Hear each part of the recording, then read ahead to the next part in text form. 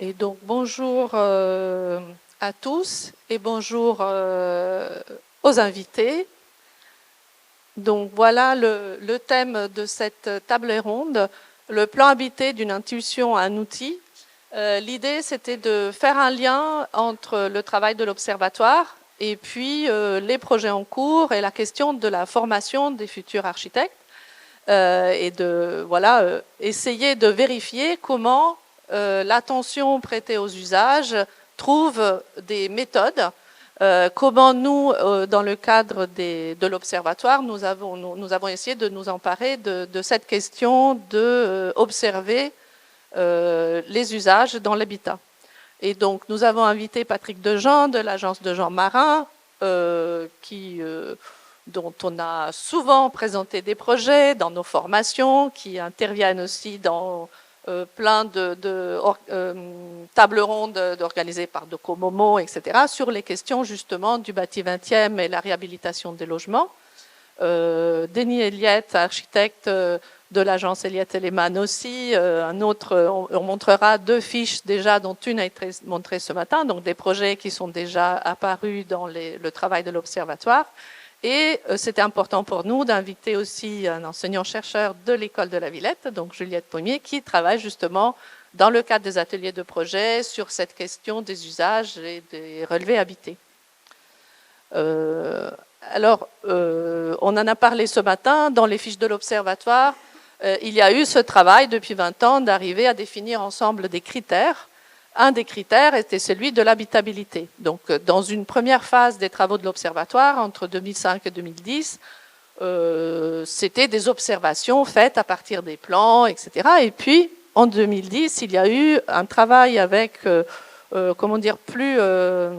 pour arriver à fonder une méthode, pour se dire qu'il fallait un peu objectiver nos observations.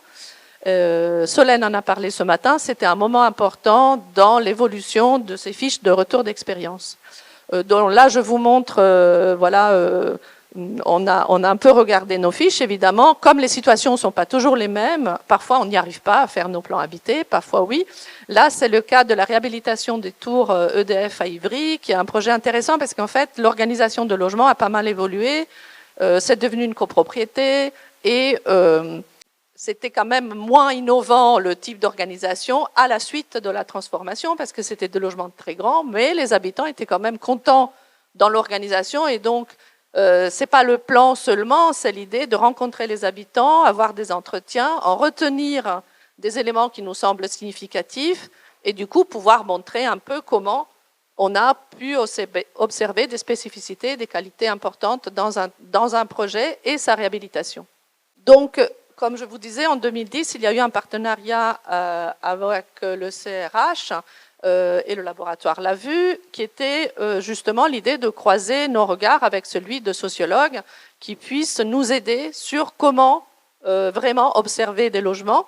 Et donc l'idée de préciser comment faire des entretiens semi-dirigés, naturellement des photos et des relevés. Et puis l'idée juste simplement de rencontrer les habitants, ce processus, passer par le gardien qui a envie de parler, et nous-mêmes entrer dans le logement et y rester un peu, et arriver à en retenir quelques éléments intégrés dans la fiche. Par exemple, là, c'était un projet intéressant pour un immeuble où c'était plutôt un foyer étudiant et puis un foyer pour des gens qui venaient, des réfugiés qui étaient accueillis. Et du coup, on voyait bien que le même plan fonctionnait bien pour les étudiants au niveau des rangements qui étaient réalisés. C'était plus compliqué pour des personnes qui avaient un peu toute leur vie dans la pièce. Et donc, ça permettait de discuter sur ces sujets.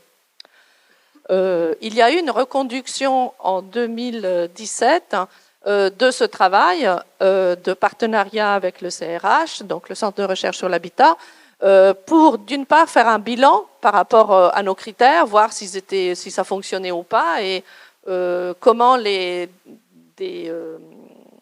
projets qu'on avait analysés avaient évolué dans le temps, et ensuite un travail vraiment sur les intérieurs et voir comment les habitants avaient réalisé des transformations dans leur logement, c'est-à-dire comment selon la typologie des familles, leur parcours, comment la situation du logement, et ce qui arrivait dans la famille, est-ce qu'il y avait une autre personne, quelqu'un qui partait, en déplaçant le mobilier, en changeant les usages, en créant des cloisons un peu provisoires, ils avaient réussi à s'approprier en fait le logement tel qu'il était. Et quelles étaient les situations qui étaient plus simples à adapter en fait. Et donc ce travail, qui était réalisé en même temps avec des étudiants en architecture et puis un master en sociologie, si je ne me trompe pas, avait donné lieu à un rapport qu'on peut récupérer dans le projet Habiter demain, qui est très intéressant parce qu'il y a des restitutions graphiques de toute une réflexion.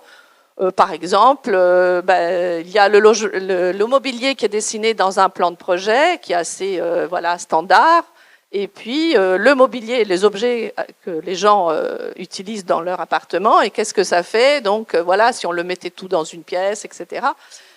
Ou voir un séjour avec un passage, comment, selon le moment de la journée, il est utilisé différemment, etc.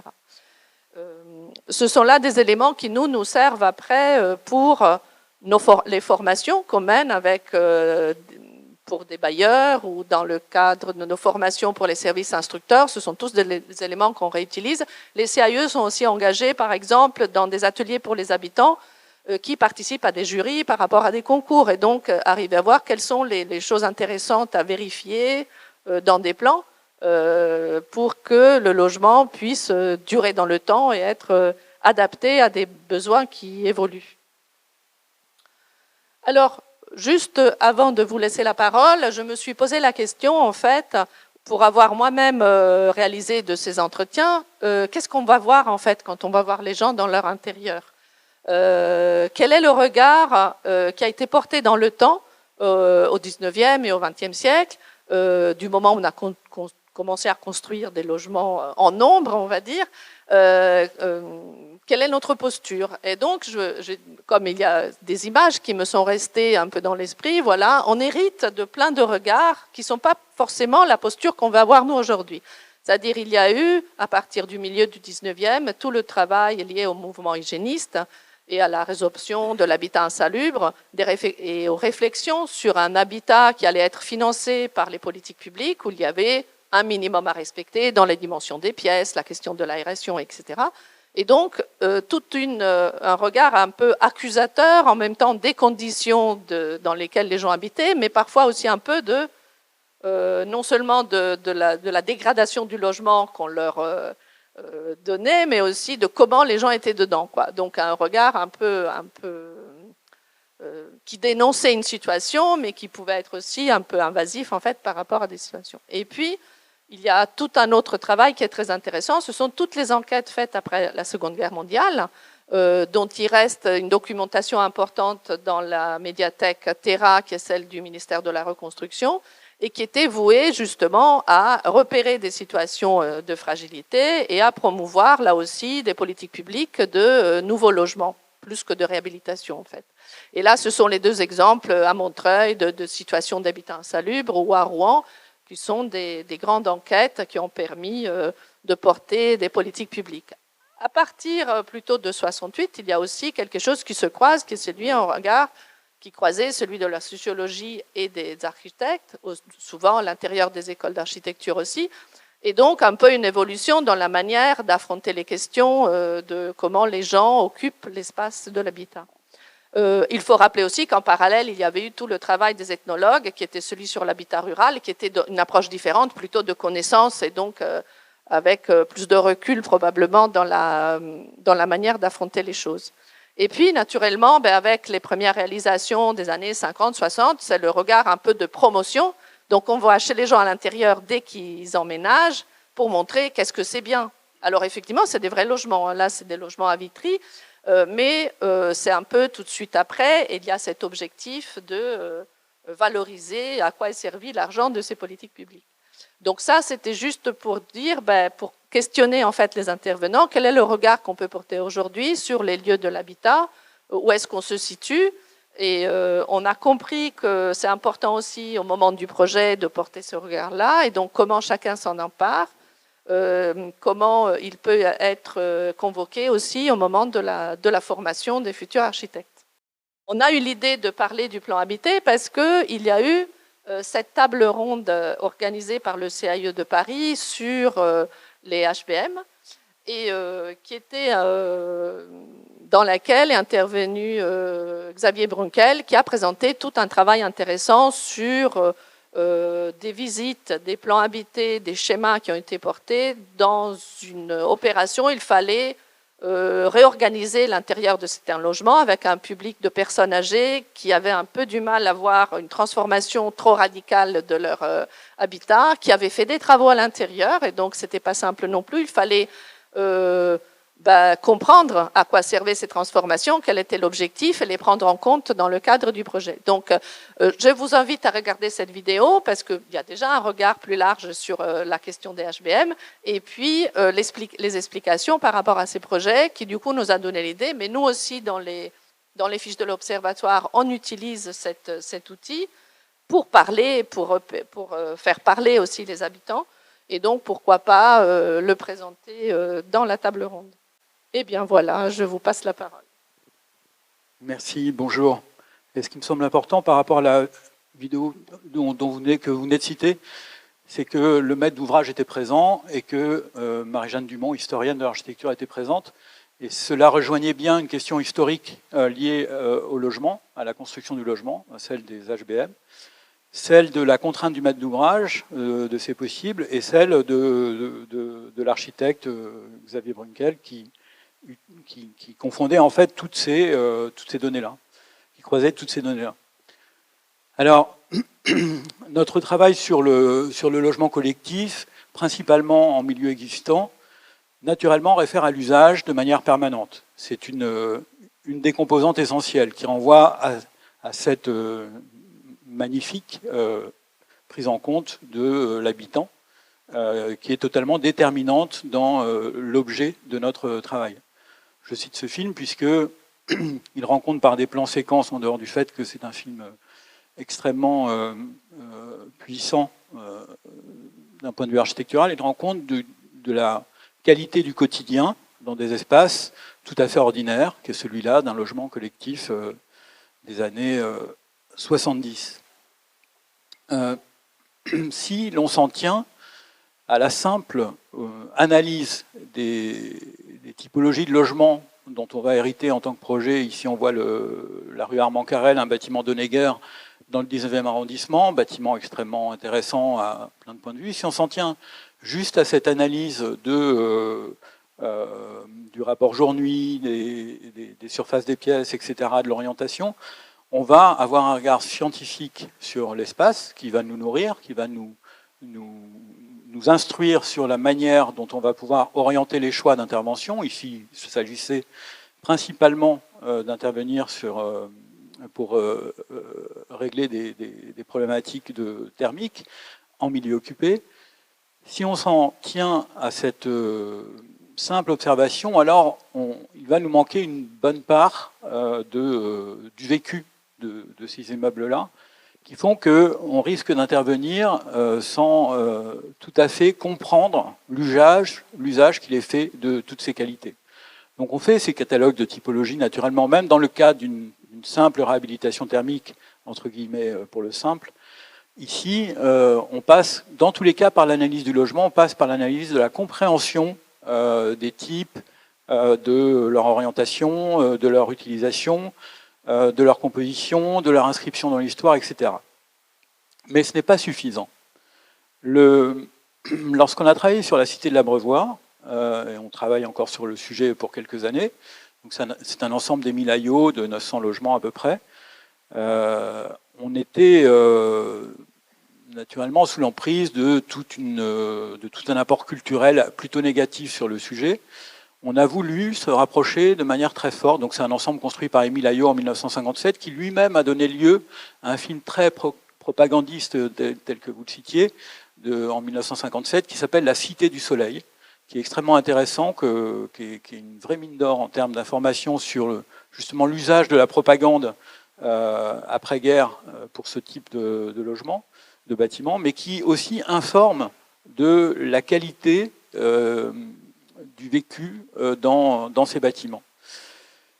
Pour prendre de la distance par rapport au sujet qui nous était donné, qui concerne la réhabilitation d'un ensemble très complexe, constitué de bâtiments serpentins, de tours rondes, de tours étoiles, de bâtiments tripodes, etc. On a souhaité, en parallèle de l'analyse que l'on faisait sur l'ensemble des composantes habituelles, la structure, la lumière, l'enveloppe, etc., avoir un regard parallèle sur les habitants. Bon, ça ne faisait pas vraiment partie de la commande, mais ça nous a quand même instruit sur beaucoup de choses. Donc on a rencontré les habitants et puis on a compris d'où ils venaient. Le fait est qu'on avait dans notre équipe un historien, Richard Klein, que l'on a adjoint à notre équipe directement au moment de l'appel d'offres, parce qu'il nous semblait essentiel pour ce type de commande,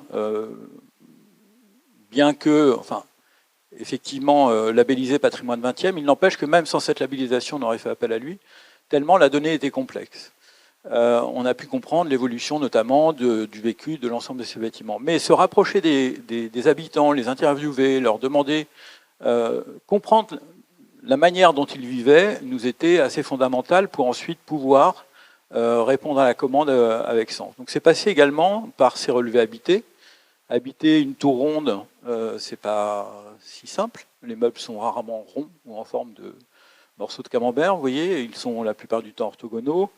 Et en fait, il nous importait, notamment parce qu'on allait intervenir de manière assez forte sur l'ensemble de ces bâtiments-là, il nous importait de savoir de quelle manière l'occupant s'était emparé de ces situations, donc en général très encombré, hein, et par ailleurs, quelle latitude le plan qu'on allait générer, à partir de ça, quelle latitude on pouvait mettre en place de manière à continuer d'offrir cette composition, quoi qu'il en soit, très orientée sur l'extérieur, avec une distribution en façade de qualité, avec un cheminement de la lumière assez fort, des doubles circulations, etc.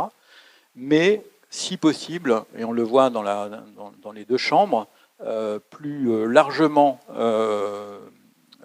spacieux, on va dire, si tant est qu'on le puisse à certains endroits, de manière à décongestionner l'occupation. Mais ça passe par la compréhension du plan occupé. Même chose pour les bâtiments serpentins, qui constituent les limites de cet ensemble. Là aussi, on voit qu'il y a des espaces qui sont condamnés, des circulations qui sont condamnées. Et puis quand on superpose l'ensemble de ces plans, là qui sont des T4, si je me souviens bien, ou T5, alors on voit que une multitude d'usages sont permis. Ce que l'on se doit à l'issue de cette prise de connaissance et de conscience, c'est de toujours faire en sorte que ces multitudes de possibles soient effectifs. Et donc quand on finalise ou quand on construit notre projet au fur et à mesure de ces étapes, on vérifie que ces aménagements, que les diversités d'aménagements sont possibles dans tous les cas. Pour certaines et certains, des doubles circulations seront toujours possibles, alors que pour d'autres, on sait qu'elles seront condamnées. Mais ce n'est pas, le plan ne l'empêche pas. Voilà. Il est amélioré à plus d'un titre, hein, au niveau des pièces humides, etc. Il conserve à minima les qualités que l'on estime devoir perdurer, qui ne sont pas toujours utilisées. Par exemple, la lumière traversante, qui est une des qualités de ce plan de Hayot, n'est pas toujours utilisée par les résidents, mais n'empêche qu'elle est utilisée par d'autres. Donc on doit, dans tous les cas, la rendre possible. Mais c'est bien en observant et en prenant conscience de l'ensemble de ces bâtiments par le relevé que l'on arrive à faire des choix qui sont plus judicieux. À une autre échelle, au moment du diagnostic, on peut le faire ici. Ça devient un outil, si vous voulez, de compréhension. Là, on le fait en perspective plongeante, parce que ça nous permet d'être encore un peu plus dans la vie, dans la volumétrie de la vie et l'encombrement des logements, tel qu'on a pu le voir tout à l'heure dans les plans que vous montriez, fait par les étudiants. Là, on voit que la vie tient également à son aménagement, à l'encombrement, etc., et qu'elle crée une espèce de société comme ça d'éléments qui constituent le paysage quotidien des résidents. Il faut permettre cela. Il faut permettre que si l'on change des aménagements ou caisses ou des typologies de logement, alors on ait au moins ces qualités-là. Donc vous voyez, ça se passe à l'échelle du diagnostic. Ça se passe également à l'échelle du concours. Là, c'est un bâtiment dans le Marais qui est surélevé, qui est transformé, etc. le fait d'habiter les coupes perspectives que l'on crée nous permet d'en valider l'usage, que ce soit à l'échelle de l'espace extérieur ou à l'échelle du logement. Vérifier que ces lieux sont véritablement habités, habitables, nous permet d'en revoir l'échelle, de corriger certains dispositifs qui pourraient nous paraître juste en plan, le plan étant la plupart du temps utopique. Cette vue perspective nous permet, cette coupe perspective nous permet de travailler à l'usage, à la vérification de l'usage des différents logements qui sont dessinés. Et jusqu'au chantier, vous voyez, là on est sur une coupe paysage, une échelle de chantier qui est justement pour la cité de l'Abreuvoir, où on estime que les chantiers sont tellement mis de côté dans l'usage qu'il en est fait par les habitants, qu'on intègre désormais dans nos projets, vous voyez en rouge tout ce qui est rapporté au moment du chantier sur ces bâtiments-là. On considère que le chantier doit être un chantier paysage et que pendant les 5 ans là où va durer le chantier, les résidents puissent habiter ce chantier par des projections, par des bâches qui annoncent la couleur dont va être le bâtiment, etc., ou qui rendent compte de l'avancement du chantier, qui informent, qui communiquent et qui qualifient l'usage, qu'il est fait du lieu, qu'il soit extérieur, intérieur ou intermédiaire, ou mis à distance là par le principe même du chantier. Merci beaucoup. C'est vraiment très intéressant pour nous de voir comment, avec des rendus différents, cette question des usages peut se transformer en document graphique à des moments différents du projet et dans les échanges avec les habitants ou avec les différents acteurs d'un projet, parce que c'est aussi le thème un peu de ce moment d'échange. Et merci pour cette question de tout ce qui est autour du bâtiment lui-même, puisque ça va faire le lien avec le projet suivant. Là, c'était juste un petit rappel des 2 fiches qui existent déjà sur des projets de l'agence Elliott Telemann, et à savoir que naturellement, il y en a une fiche qui va sortir sur un projet de Jean Marin bientôt. Et là, c'était juste le petit plan où on voyait les espaces extérieurs, les balcons dans le projet du Pont de Sèvres. Voilà, mais c'est vraiment juste un rappel et après, il y a vos images. Merci. Bonjour. Là, je vais vous parler d'un projet d'un point de vue un petit peu différent. Au départ, je voudrais vous faire une présentation générale du projet et après revenir à la question des usages, donc pour se raccrocher au thème de l'après-midi de la table ronde, mais plutôt sur les usages du point de vue des parties communes. Donc il s'agit d'une opération qu'on a terminée assez récemment, qui est la rénovation d'un grand ensemble de 600 logements dans le 14e. Grand ensemble donc constitué de volumes différents, avec une volumétrie pas du tout désagréable, mais au départ une très grande pauvreté des façades qui était comme souvent pour les grands ensembles, en béton, peint dans un camailleux de gris et avec aucune texture, aucune matérialité. Donc l'idée, le programme était bien sûr de faire de l'isolation par l'extérieur, et donc notre réponse a été de faire de l'isolation par l'extérieur en lui donnant une très grande qualité, une qualité dans notre esprit comparable à celle des bâtiments du quartier, des bâtiments historiques de Paris, c'est-à-dire en faisant le plus possible de l'isolation par l'extérieur avec un mur manteau en briques. Voilà.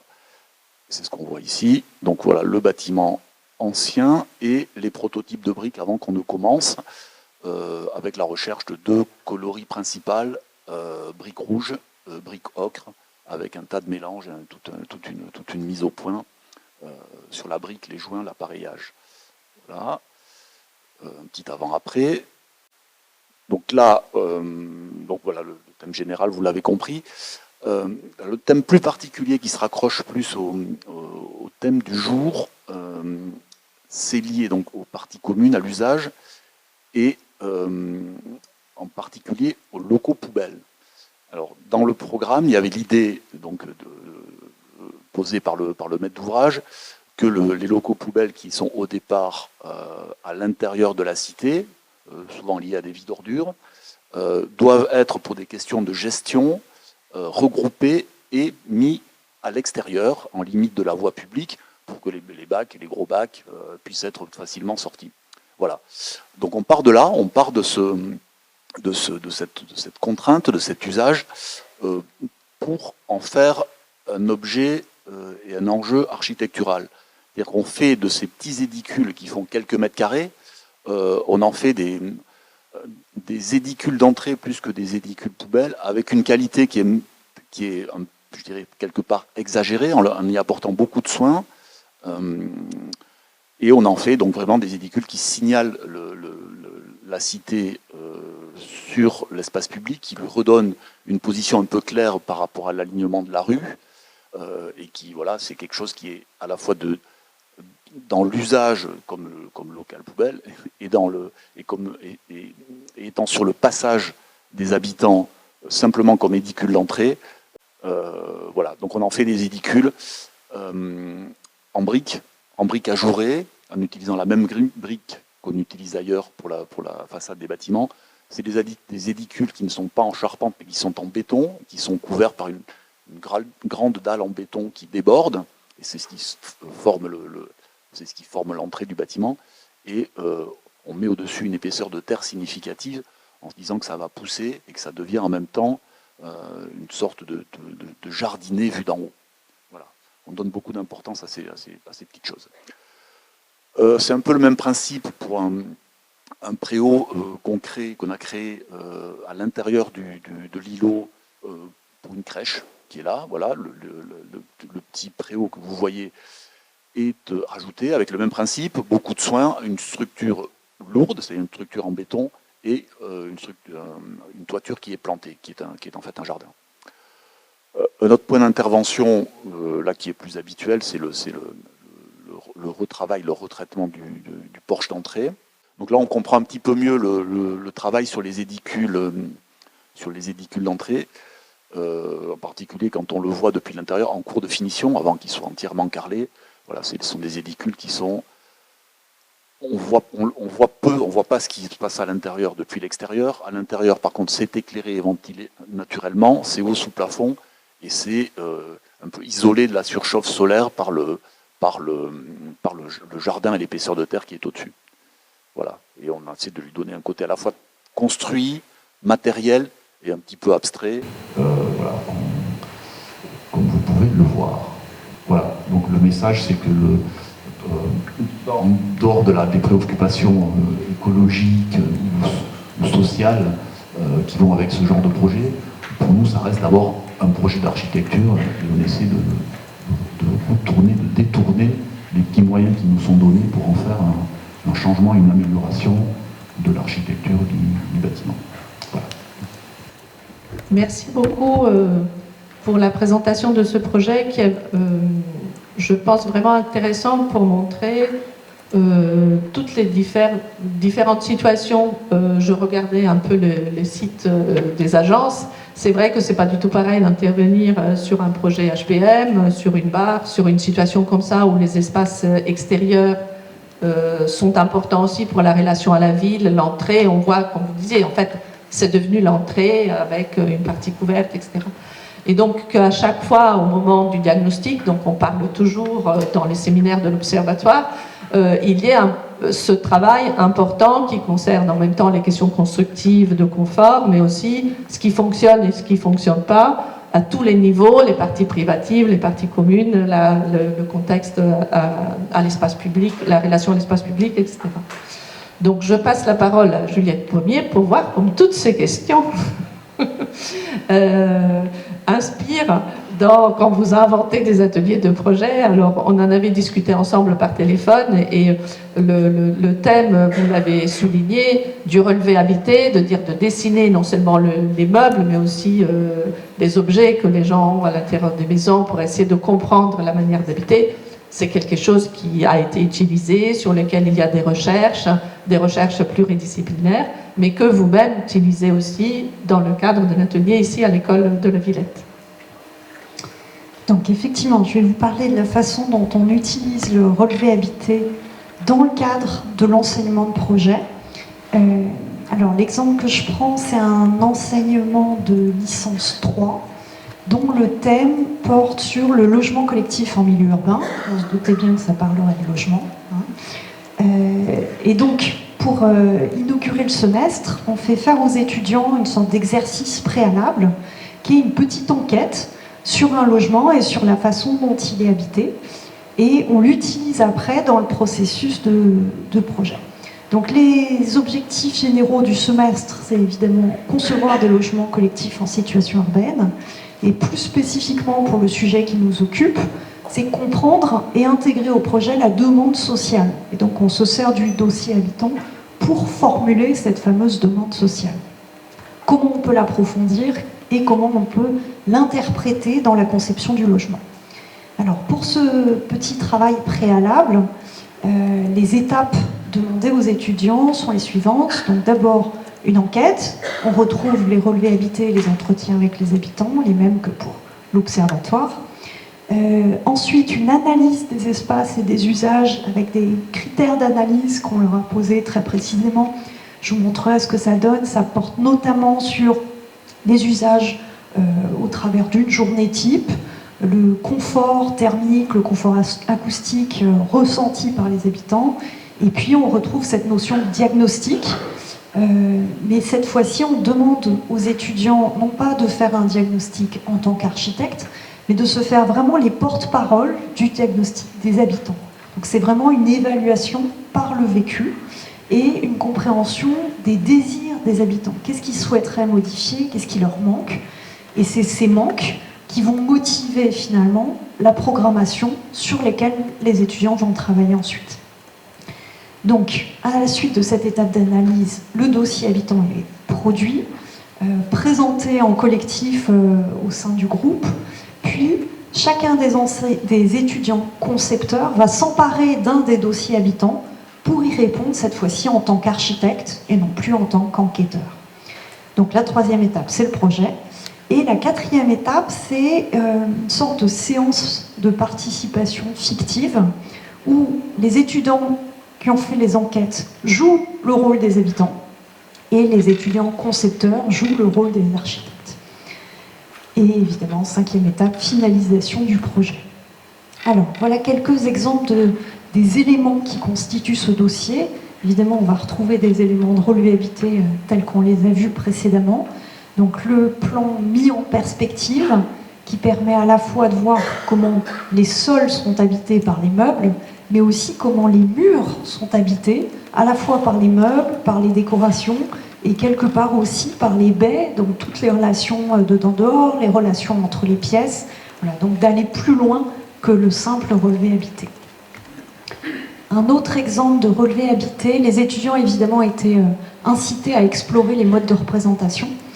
Dans ce cas-là, donc ils ont fait le simple plan relevé des meubles, mais ils y ont ajouté toute une série de petites vues perspectives qui s'attachent à identifier les meubles qui permettent la polyvalence des pièces ou qui permettent des usages particuliers de ce groupe domestique. Donc par exemple, la grande bibliothèque, ou par exemple dans la chambre du jeune étudiant, bibliothèque, plus bureau, plus pas loin, rangement, tout ce qui permet finalement la polyvalence de cette chambre qui n'est pas du tout dédiée uniquement au sommeil, qui est beaucoup plus ouverte que ça en termes d'usage. Ensuite, la journée type. Et là, il s'agissait d'un T3 habité par une mère et sa jeune fille étudiante. Et donc, il s'agissait de voir à l'échelle de la journée et de la soirée comment les deux habitantes développent leurs usages et en même temps développent les usages intimes et les usages collectifs, si on peut dire, en tout cas mis en commun. Et voilà comment ces trajectoires se croisent, cohabitent et échangent. Un document, cette fois-ci, qui rend compte de l'analyse des usages. Ce document-là, il croise le relevé habité, les entretiens et également une observation des ambiances des pièces. C'est le rôle des croquis. Donc vous avez vraiment ces trois niveaux d'information. Et l'idée, c'est de comprendre pour les étudiants comment une certaine spatialité favorise une diversité d'usages. Le confort, à nouveau, j'insiste, c'est vraiment le confort ressenti. Hein. On n'avait pas du tout des outils de mesure du confort thermique ou acoustique. Et le résultat donc, de toute cette enquête se traduisait dans ce travail de diagnostic qui rend compte des évaluations par les habitants, les points positifs, les points négatifs, et les étudiants essayaient de le croiser évidemment avec une observation de l'espace, c'est-à-dire quelles étaient les organisations spatiales qui posaient problème ou au contraire qui favorisaient la qualité spatiale et la qualité d'usage.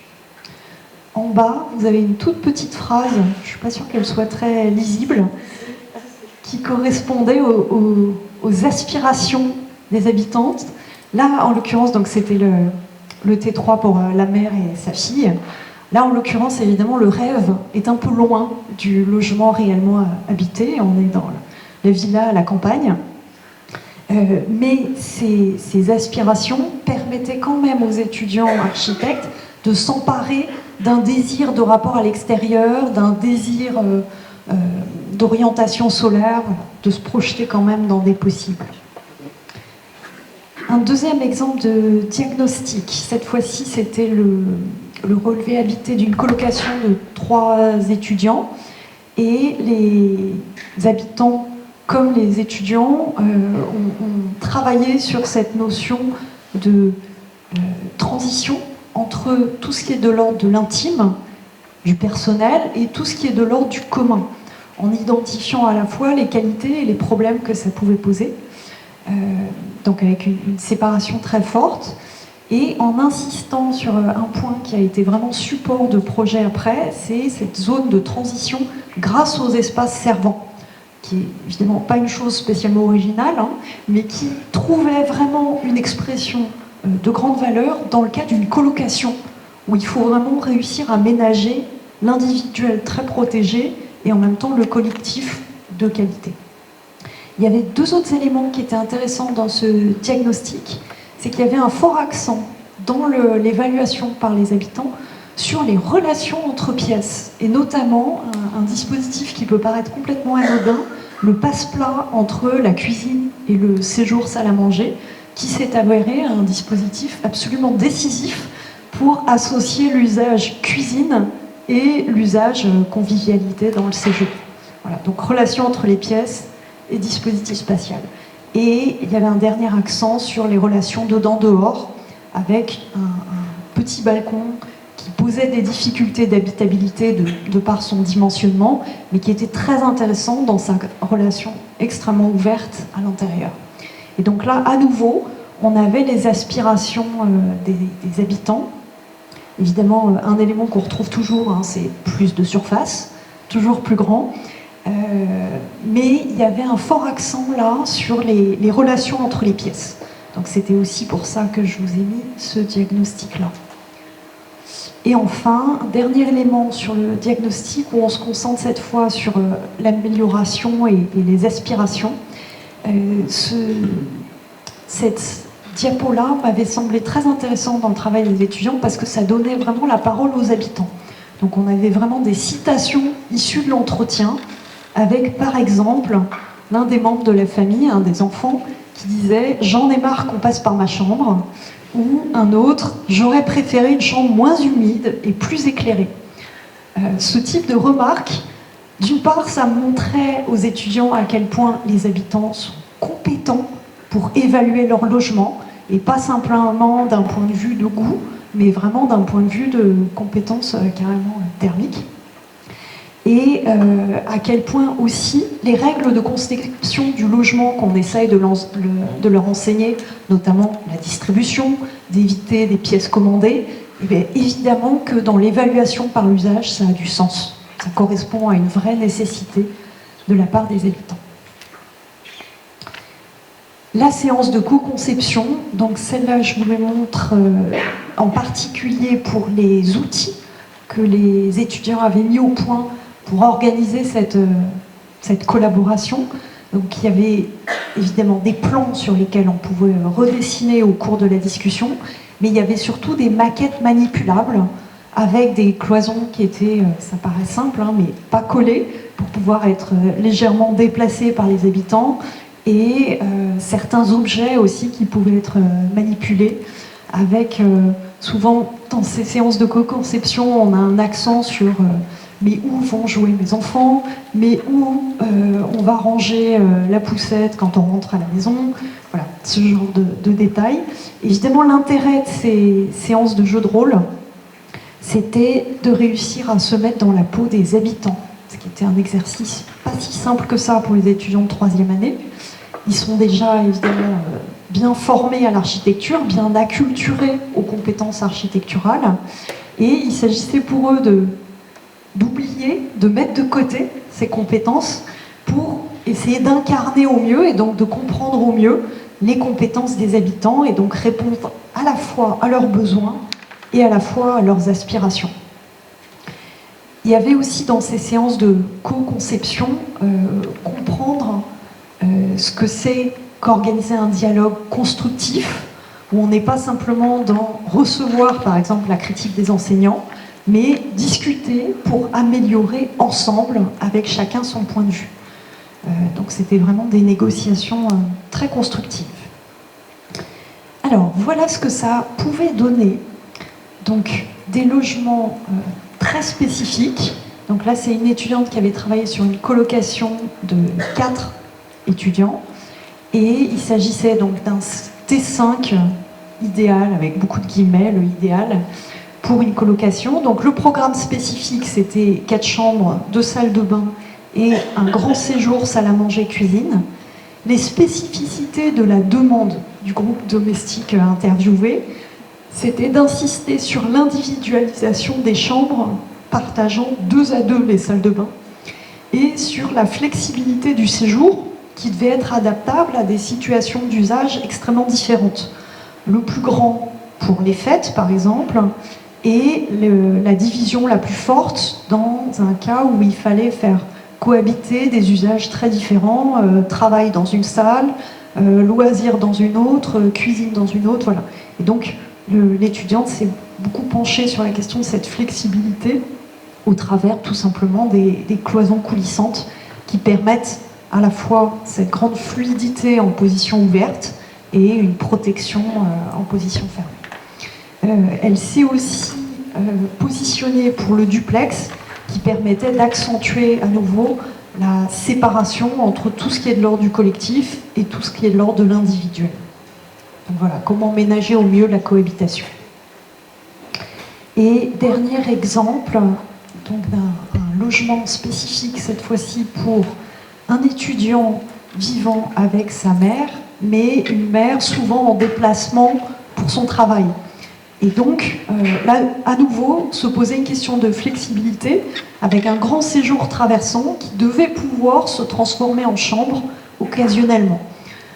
Et donc, l'étudiante qui a travaillé sur ce T2 comme un T3 a travaillé à la fois sur la question de la flexibilité et sur tout ce qui permettrait de favoriser cette flexibilité avec 2 configurations qui chacune serait intéressante en tant que telle. Donc pour ça, elle s'est servie à nouveau des cloisons coulissantes, mais aussi d'un système de murs meubles qui sépare dans la longueur le logement et qui permet à la fois d'accueillir la diversité des objets nécessaires aux 2 configurations spatiales, aux 2 usages, qui permet évidemment d'accueillir le rangement de la cloison et qui permet également, on le voit dans la perspective, d'accompagner l'espace traversant dans la configuration où l'espace est ouvert. Donc, comme conclusion, notre objectif pédagogique, j'espère que ça s'est vu, était de rendre réels les habitants pour les étudiants. Souvent, pour eux, ils travaillent sur un T3, un T4, qui est une abstraction. Grâce au relevé habité, grâce aux enquêtes, ces habitants sont devenus des réalités avec des besoins spécifiques, des désirs spécifiques. Et suite à la séance de négociation, les étudiants souvent jouent très très bien le rôle. Ils sont y compris devenus de potentiels embêteurs dans la négociation, voilà, qui tiennent à tout prix à ce qu'on respecte leurs aspirations. Donc tout ça a permis de rendre ces usages, ces désirs extrêmement concrets, extrêmement tangibles. Ça a permis aussi de comprendre les besoins spécifiques en les mettant dans la peau des habitants. Donc ce jeu de rôle, il avait vraiment cette qualité-là. C'est de sortir de soi, jeune concepteur, et de se mettre dans la compétence des habitants. Et enfin, évidemment, développer la capacité de dialogue pour améliorer le projet. Souvent, les étudiants à l'école, la seule discussion qu'ils ont sur le projet, c'est avec leurs enseignants qui leur expliquent ce qui marche et ce qui ne marche pas. Mais cette notion de dialogue, en tout cas en licence, c'est assez rare. En master, elle est souvent plus développée. Voilà. Donc il s'agissait de valoriser la compétence des habitants et de comprendre que pour faire un projet de qualité, finalement, il faut mettre ensemble la compétence de concepteur et celle des habitants. Merci beaucoup. L'idée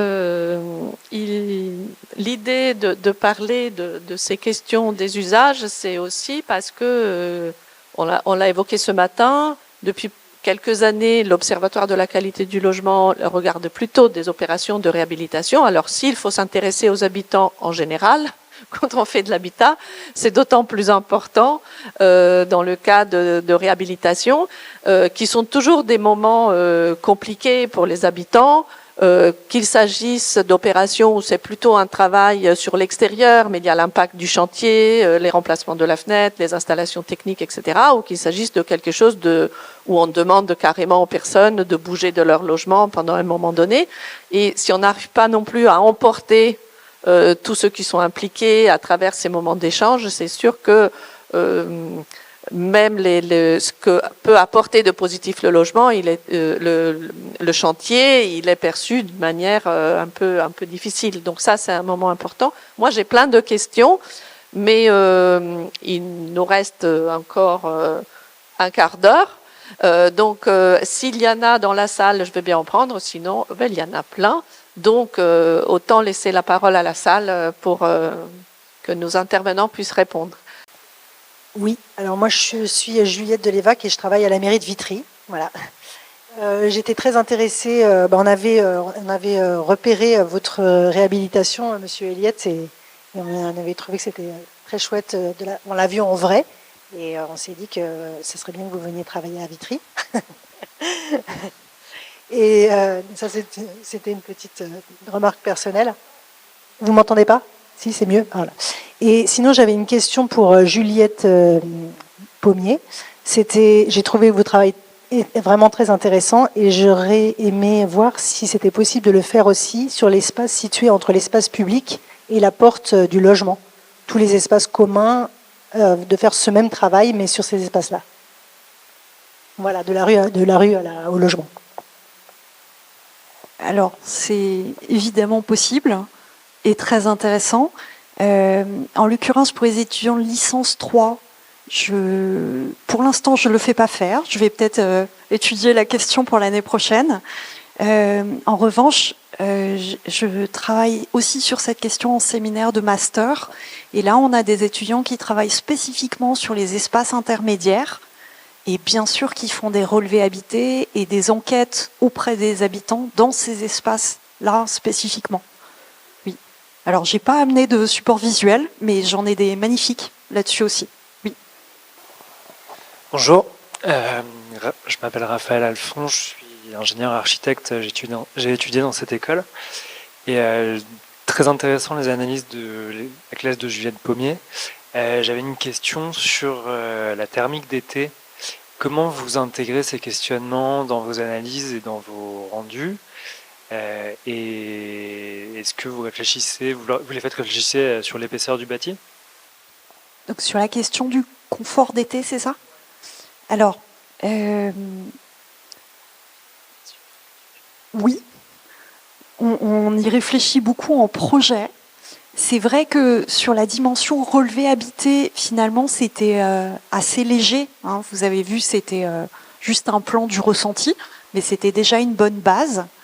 Ça permettait aux étudiants de prendre conscience de ce que c'est qu'une orientation solaire, et surtout d'en prendre conscience depuis l'intérieur, pas que depuis l'extérieur dans le rapport à la ville, ou pas que comme une abstraction, mais comme une réalité vécue.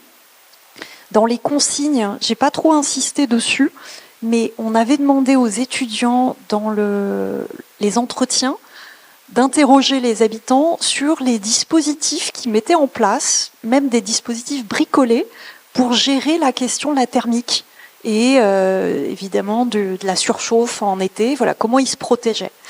De fait, petits étudiants de licence 3 n'ayant qu'une semaine pour faire ce travail, quand même, je tiens à le signaler, une seule semaine, ils avaient assez peu de résultats là-dessus. Voilà. Mais c'est une question qu'on veut intégrer de plus en plus, et autant en relevé habité, c'est pas encore suffisant, autant dans la suite du semestre, on les fait travailler par exemple sur des coupes bioclimatiques, sur la question de l'enveloppe de manière très détaillée, sur la question de l'occultation. On leur demande spécifiquement d'avoir des systèmes de chauffe le plus naturel possible pour le confort d'hiver et des systèmes d'occultation et de protection pour le confort d'été. Donc oui, c'est très intégré, mais voilà, dans le vécu, c'est pas encore aussi intégré qu'on voudrait. Je me permets juste une petite intervention spontanée, parce que je pense que ce que vous avez travaillé comme plan habité sur l'opération des Chaux-Fourniers, enfin, quand on l'a visité dans le cadre de la visite de l'Observatoire en juin dernier, vous témoignez beaucoup d'enseignements sur les questions de la thermique, et non pas seulement sur le confort, mais aussi, enfin, confort d'été, mais sur aussi tous les enseignements liés à l'humidité. Donc je voudrais bien que vous complétiez ce retour-là pour monsieur. Merci, oui, je rejoins Juliette sur cette question.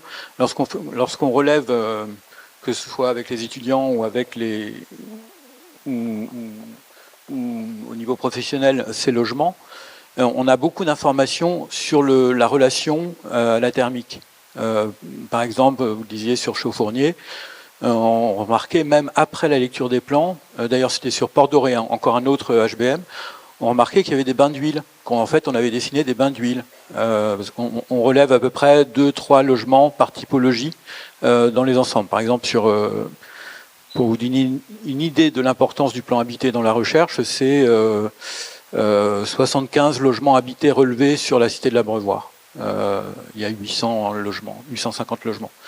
Sur Chaux-Fournier, on l'avait fait différemment. C'était une des premières fois, on avait commencé en 2012 cette opération.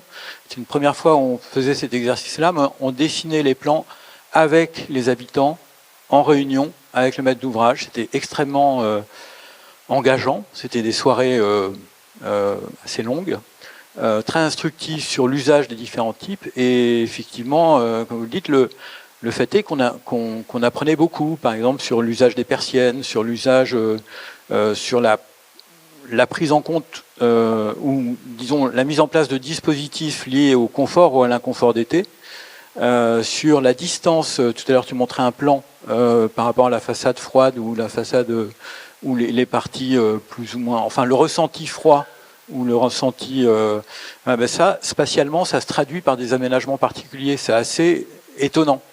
Et ce que l'on compte faire là sur l'opération Armand-Carrel, où on avait cette problématique de façade froide, c'est regarder les plans habités qu'on avait, qui existaient avant l'occupation, avant l'intervention, et revenir dans les logements pour voir de quelle manière ça a pu incider sur les aménagements. Alors que la façade est moins froide aujourd'hui, comment on aménage de fait aujourd'hui. Donc oui, cette dimension thermique, elle est fondamentale. Sur Chaux-Fournier, elle nous a conduit à comprendre les problématiques par exemple d'humidité qu'on n'avait pas vues dans certains cas, qu'on a vu plus tard dans le diagnostic, mais qu'on n'avait pas, voilà, qui nous ont instruits sur le fait que il y avait vraiment des zones inhabitables qui étaient liées comme pour beaucoup de ces interventions à des mauvais pallulos entre guillemets, liés à des travaux un peu urgemment faits et pas toujours bien faits dans les années 80-90, et qui avaient été source de très fortes pathologies. Donc ces pathologies-là, elles font qu'on habite d'une manière différente un logement. Et elles incident sur le mode d'occupation, sur le bouchement des ventilations, etc. Ce qui est intéressant, c'est de constater ces dispositifs-là et de voir ensuite de quelle manière, une fois ces pathologies résolues, cela incide à nouveau sur une autre prise de possession du logement. Oui, je J'ai une question pour Monsieur Patrick Dejean sur l'opération de Bobigny. Il me semble qu'il y avait donc 10% de dessins pour les logements habités.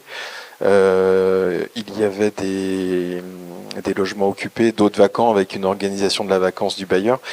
Du moment que vous faites ces plans habités, vous, quelque part, privilégiez une relation très proche des locataires. Quelles assurances ont-ils finalement que par la suite, ils vont bien regagner leur logement ou une typologie équivalente? Comment cet outil finalement du plan habité participe de l'acceptation au changement? Je sais qu'il y avait des résistances parfois assez fortes de certains. Voilà, comment vous l'utilisez d'une autre manière dans votre démarche de concertation pour le projet?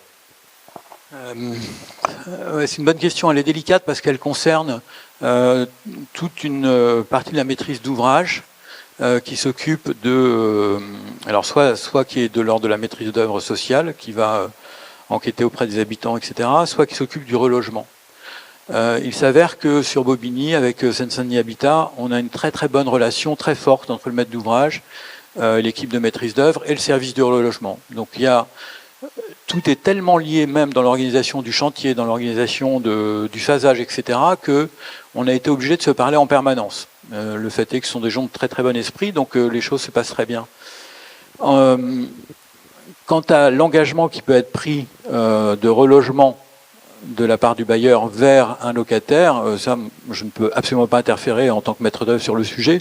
Bon, il s'avère qu'on a assez confiance sur le sujet, mais parce qu'on sait qu'il y a un très bon esprit derrière, mais nous, en tant que maître d'œuvre, on ne peut vérifier ce point-là. Par contre, on le voit lors des réunions publiques, donc beaucoup de logements, parce qu'on a fait varier des typologies, parce qu'il y a certains types de logements, il y a à peu près 6 types d'interventions différentes par logement dans l'ensemble de la cité de l'Abreuvoir, qui vont de la mise aux normes des salles de bain jusqu'à la reconfiguration complète, le déclassement de certaines typologies et la création de nouvelles typologies et la création de logements PMR, etc. Donc il y a vraiment un éventail très large d'interventions qui en plus est lié aussi à une vacance importante parce que la cité a tellement été l'objet de dégradation que ça a été l'occasion pour beaucoup de locataires de pouvoir en partir. Ceux qui reviennent, ce qui nous intéresse, c'est de voir de quelle manière, alors je reviens sur ce que vous disiez, c'est un moment extrêmement difficile pour les résidents que de supporter une opération tiroir qui consiste à sortir de son logement, aller dans une autre partie de la cité et de revenir dans son logement. C'est extrêmement lourd émotionnellement, surtout pour les personnes les plus âgées. Donc c'est une dimension à laquelle il faut être vraiment fortement attentif, notamment réduire le plus possible ou s'en tenir de manière très juste au temps qu'il est imparti de travaux donnés. C'est-à-dire que si vous dites c'est 6 mois, il faut que ce soit 6 mois et pas 9, et il vaut mieux dire 9 que 6 parce que c'est très très déstabilisant pour les personnes. Pour revenir à la question du logement, le moment de l'état des lieux avec les personnes qui vont quitter leur logement et ensuite revenir dans le logement est très intéressant. Alors on l'a vu sur d'autres opérations, notamment quand ils reviennent, parce qu'on voit s'ils réaménagent plus ou moins de la même façon ou pas. Et c'est pas toujours le cas.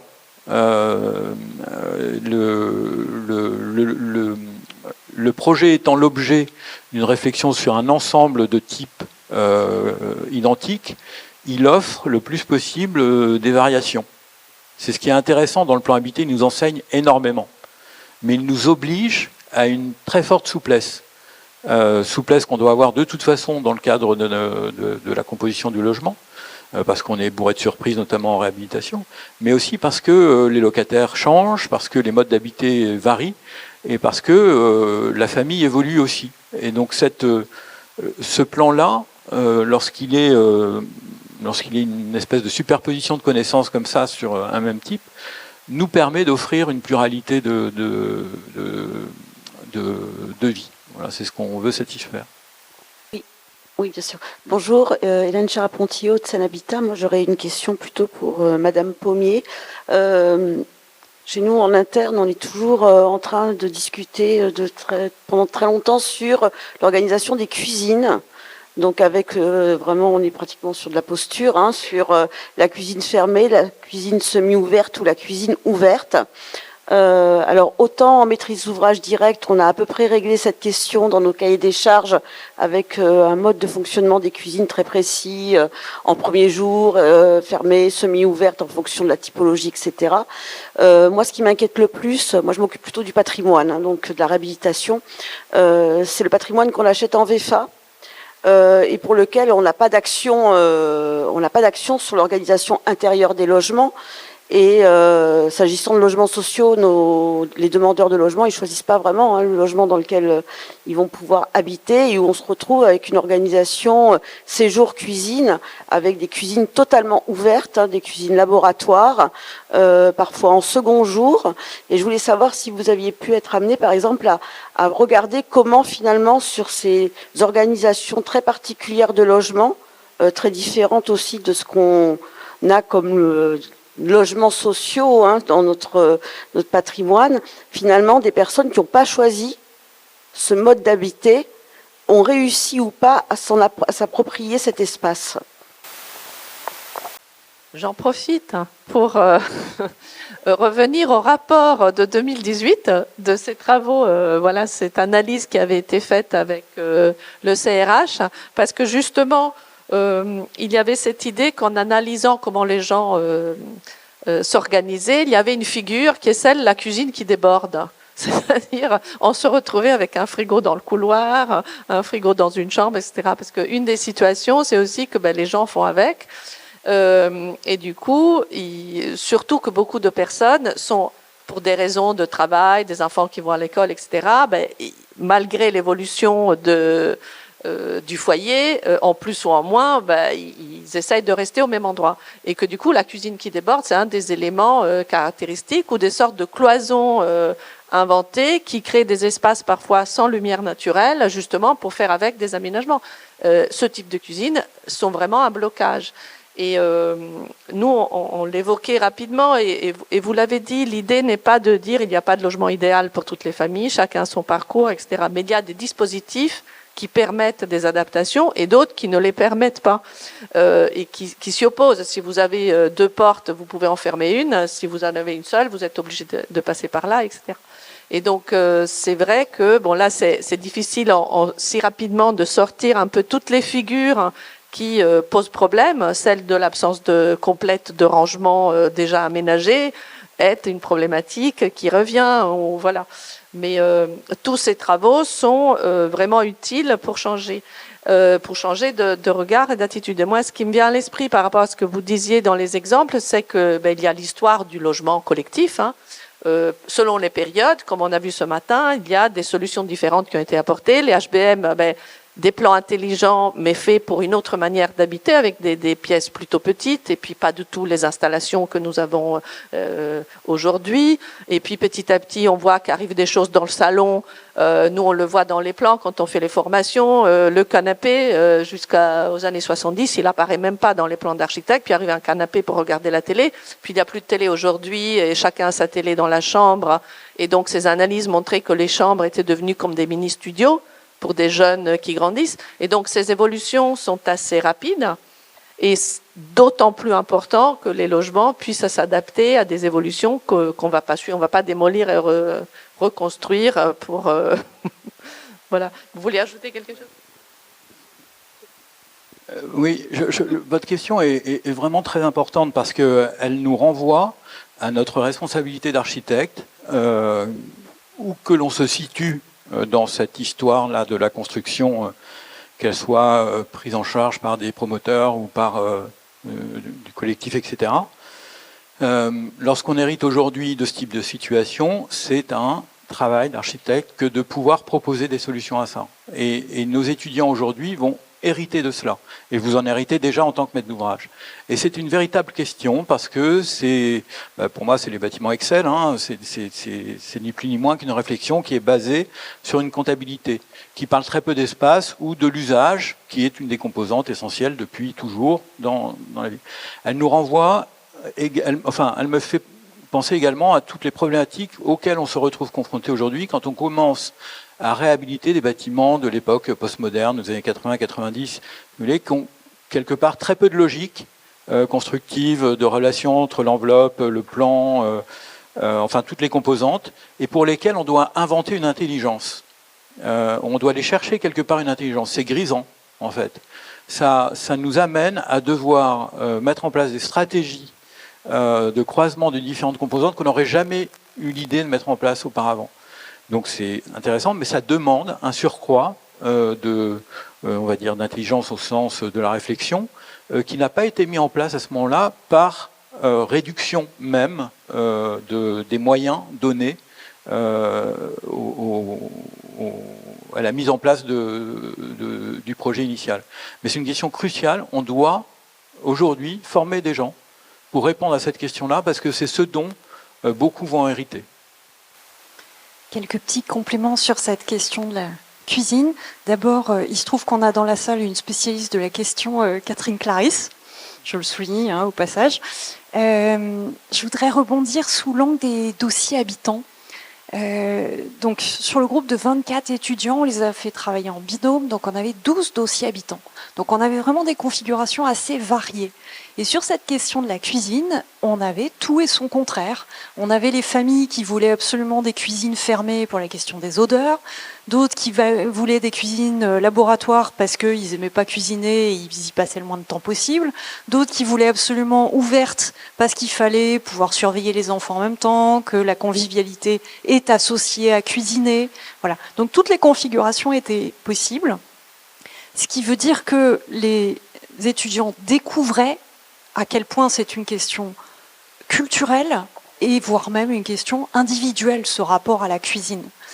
Évidemment, en projet, comment ça se traduisait ? Au cas par cas dans les logements programmés, si on peut les appeler comme ça, ou spécifiques, mais ça se traduisait aussi dans une capacité des cuisines à s'adapter. C'est ce que vous appeliez les semi-ouvertes. En gros, c'est des configurations qui permettent les deux. Voilà. Oui. Et ce qui pose aussi la question, je trouve, alors dans cette cuisine qui déborde, et puis je repense au retour d'analyse ce matin sur la faisanderie, voilà, à Fontainebleau, avec le très beau travail qui avait été fait par Lodz et puis Gascoigne. Ça pose la question aussi dans une forme de résolution sur le mobilier et la place de l'architecte dans la conception de ce mobilier comme une réponse. Je sais que aujourd'hui, notamment, mais peut-être qu'on en reparlera avec le bailleur I3F, mais sur la question de la transformation, et notamment la transformation de bureaux à logement, cette question du mobilier revient, parce que quand on a des plans extrêmement contraints, des épaisseurs qui ne sont pas prévues pour du logement, et qu'il faut inventer des dispositifs autres, des séquences peut-être, en tout cas, forcer un petit peu la main de l'épaisseur, un manque de luminosité, voilà, avec une forme d'inventivité.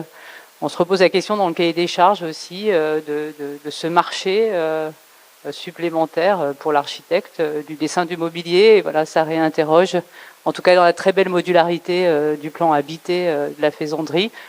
C'est quelque chose qui n'a pas pu être conservé et qui pourtant avait une réelle puissance dans des propositions alternatives de l'habité. Donc c'est intéressant aussi d'embarquer tout ça. Voilà. Mais bon, vous avez compris que c'est passionnant, intéressant, les questions fusent. La conclusion est que l'année prochaine, on va reproposer une table ronde sur les questions des intérieurs, des comment on s'y intéresse. Et donc, je remercie les intervenants. Moi, j'aurais eu plein de questions, mais comme il y en a eu plein de la salle, je les garde pour après ou pour l'année prochaine. Merci beaucoup.